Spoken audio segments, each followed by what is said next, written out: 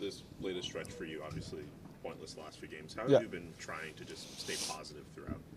Yeah, I think obviously us playing well helps. I think we've been winning some games along the stretch, so that's definitely helped. But I know every athlete goes through it. I think that's been a main point of my thinking lately, and just it's eventually going to be over, and it'll work itself out. But yeah, you just gotta stay positive, and when the team winning, it definitely helps. What's the best piece of advice you've gotten throughout this pointless one? I've gotten a lot of advice.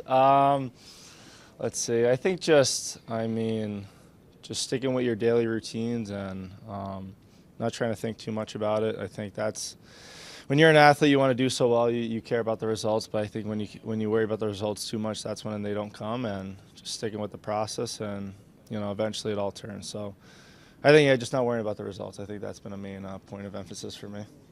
Are you a superstitious guy at all? Have you tried to change anything up during this whole stretch? Or I'm not very superstitious. I think I have my routines, but I don't do anything too crazy. So I'm not changing a white tape. I'm keeping my black tape, and but yeah, no, I'm not too. I don't really change too many things up. I think, like, for those of us who've probably been around a little too long, when Bruce Gardner was going through a slump several years ago, he put his sticks in the toilet.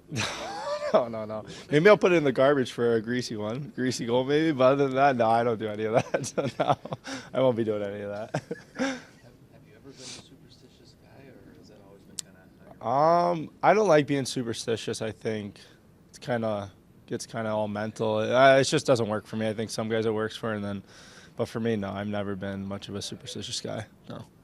Shane, I think it was against Anaheim Yeah. that you got put with Nick and Michael. Yeah. How has that progressed? I think it's been great, honestly. I think I didn't really know much about Cuzzy's game coming into, obviously this year, and obviously I knew Mikey from a couple years ago, and I knew he was a good player, but I didn't realize how good of a player Cuzzy was. I think he's super smart out there. He understands the game. He's super good along the wall, so I've loved playing with them. I think each game we've gotten better and better, and hopefully we can continue to build on that. You got 12 points over your last 10 games. Playing with Brady and Josh, just what's worked for you guys over this last stretch? Yeah, no, I think we've played together for a long time at spurts, through the last 5-6 years. So I think we all bring a little something different to the table, and it's been working. So hopefully we can keep it going. And for you personally, just where do you see your game at right now? Yeah, no, feel pretty good about it. I mean, I'm always trying to get better every day. I'm not a guy that comes off the ice and feel happy about myself. I want to do it day in and day out, and just try to do whatever I can to help the team win. Tonight against the Ducks, just off of those two games on the weekend where you showed some positivity in the team's game overall, just what are you looking for tonight? Yeah, no, I think we're looking for a win tonight. Obviously, last game I think we should have won. So, when you're at home, before we go on this long road trip, we want to try and get as many wins as we can, and that's what we're looking for tonight. Any delayed effects of the puck in the face? You feel good? Feel great. Yeah, felt good the day after. It was just a little swollen, but no delays at all. Just a little uglier. You played the Ducks 10 days ago, and I know there's lots of video and everything that tells you what to expect from a team, but when you do it firsthand, did they give you anything that you didn't expect and what you... Well, I think what you just nailed it, the way pre-scouts are, everyone has a pretty good idea of what other teams do, how they play. They've got a lot of good young offensive players that can skate. They've got a deep D-core. Since we've played them, obviously adding Fowler and Trouba back to the lineup. So, a team much like ours that's been on the rebuild for a bit, and you can see they've got some pieces there. What does a guy like Trouba bring to them? A lot. He's a big guy, physical, been a captain.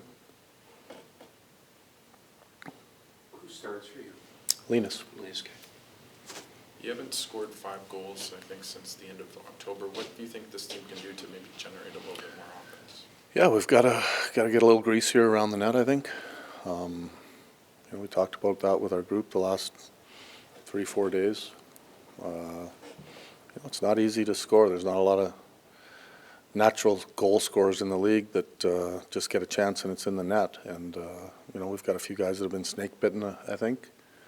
But, one way to score is the old-fashioned way, and that's to get to the blue paint. How much do you want maybe your defense to jump into the play and create? Yeah, we talk about that a lot. I think Docker was a good example the other night in the goal we created. If he doesn't get up the ice, Timmy probably doesn't have room to cut across the blue line and open up space. And there's not a team in the league that's not looking for their D to join the rush or be part of the offense. It's no secret that if you're D or scoring or being part of it, you're going to create more, and we're no different than any other team.